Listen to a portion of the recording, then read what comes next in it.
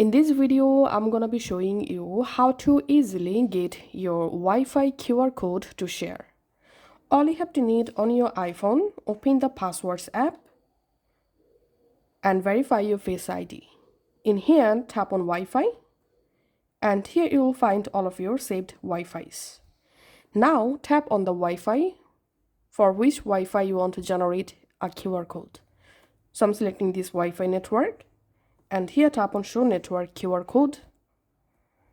And this is the QR code for the specific Wi-Fi. Now you can easily share the specific Wi-Fi using this QR code. If you want to save the QR code, just go ahead and take a screenshot. Tap on Save.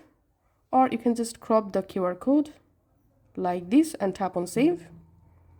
Now, whenever you want to share your Wi-Fi, you can just go to your Photos app and open the QR code. Thanks for watching.